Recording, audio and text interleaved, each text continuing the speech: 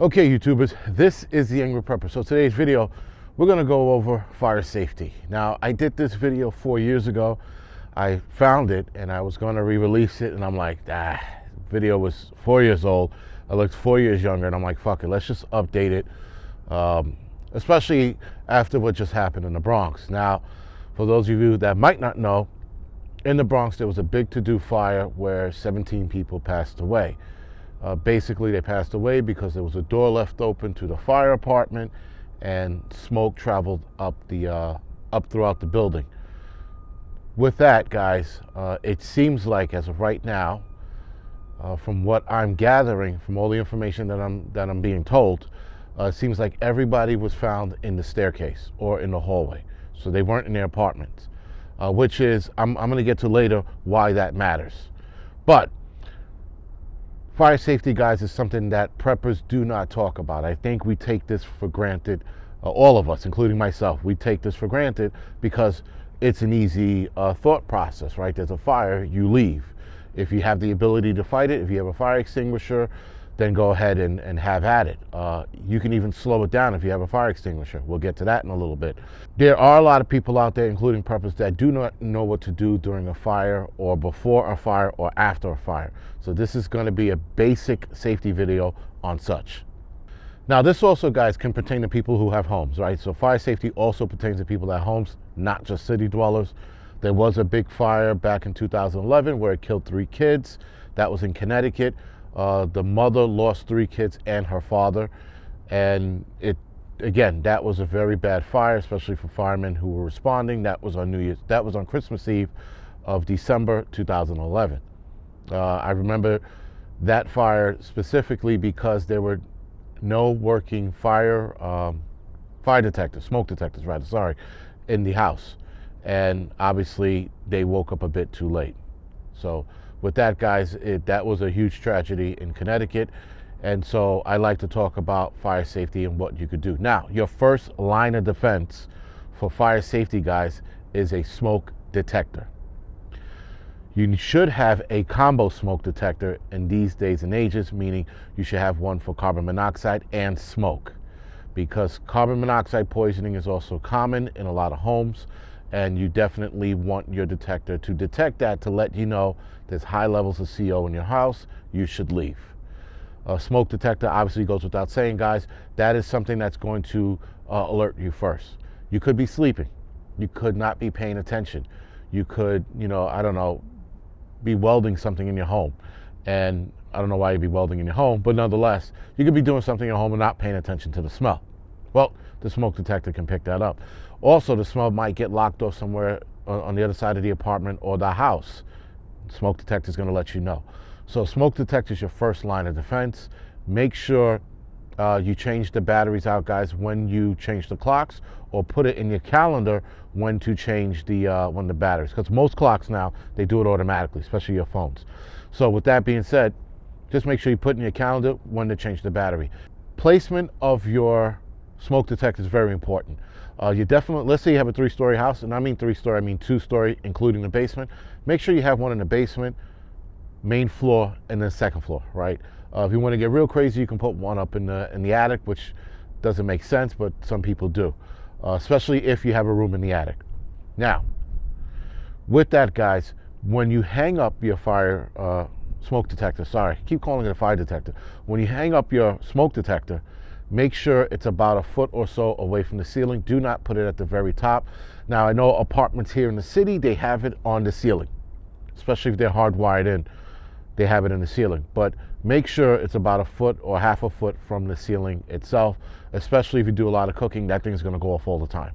Mine goes off all the time when I cook steak. So when that happens, I usually take it down, which I advise against you guys doing, because a lot of the times you'll forget to put it back up. I normally remember to put it back up, or the wife reminds me. Now, smoke travels up. That's why you want it up as high as you possibly can get it, because it'll give you more time to get out. When smoke starts banking down and it hits the smoke detector, guess what, guys? It's ready to rock and roll and run out of there, and or fight it or see what's going on. It's better to check to see what's going on first before you hear it and run right out of the door, because it could be nothing, right? right?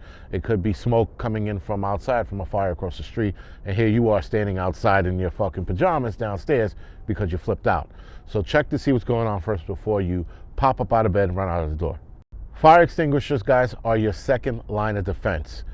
For homes, you want to get an ABC fire extinguisher. ABCs are the classes of fires, right? So class A fires are combustible, such as papers and things of that nature. Class B fires are flammable liquids, and class C fires are electrical. Then you do also have class D, which is metal, which you don't have to worry about unless you work in a welding shop.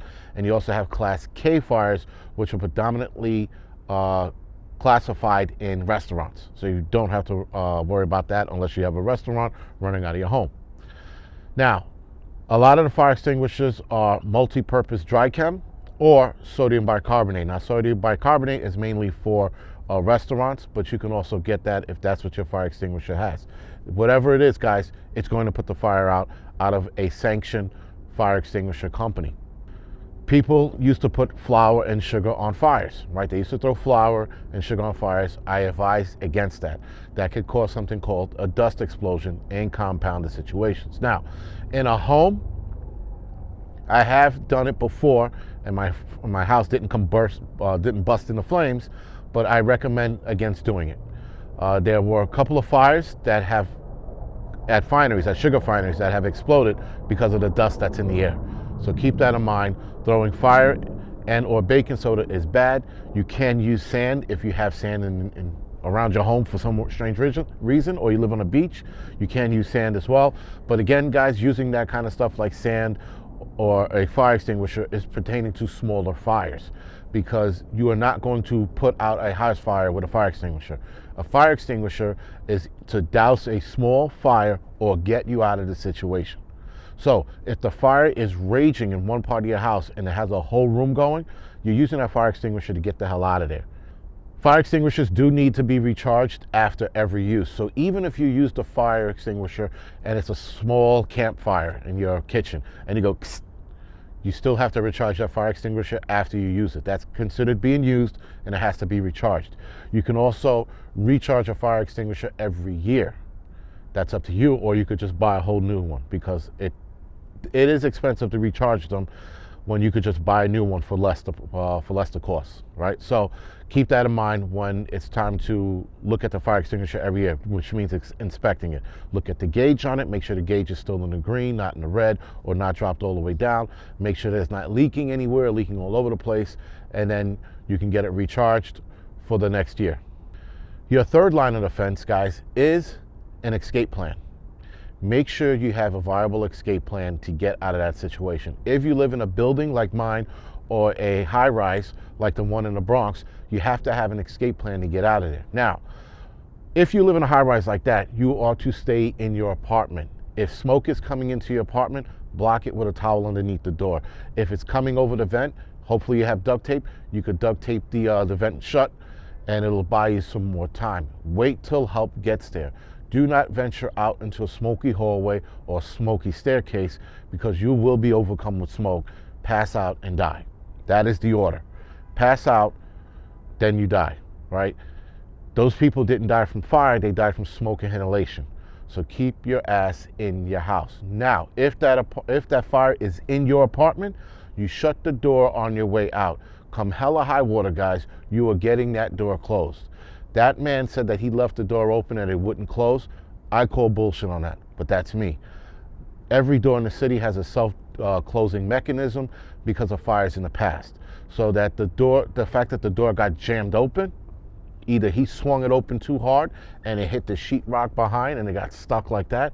That is one possibility. But other than that, if that didn't happen, I'm going to call bullshit on that. So the Macaulay Culkin fire was also another reason why we have those self-closing door mechanisms. Because in the Macaulay Culkin fire, if I'm not mistaken, it was either his mother or father that left the door open, and 3 people died in the staircase of that building because the smoke went up the staircase. So stay your ass in your apartment. If you live in a building like mine, which is a 5-story tenement, or 6-story tenement, sorry, you want to get out. There are too many voids and shafts in old buildings like this, and old buildings like this are pretty much tinder boxes. So you're going to want to make your way out of the building as soon as possible, which is using the fire escape if you have to. Before you entertain the fire escape, look out your front door first. If there's no smoke or less smoke, make your way down the stairs. If it's heavy smoke, stay in the apartment, go out the fire escape. If you go out the fire escape and there's fire underneath, directly underneath you, stay there until help comes for you. Help will come for you, especially if you call 911 and say you are above the fire apartment. If you can't make it out the fire escape or you can't make it out the front door.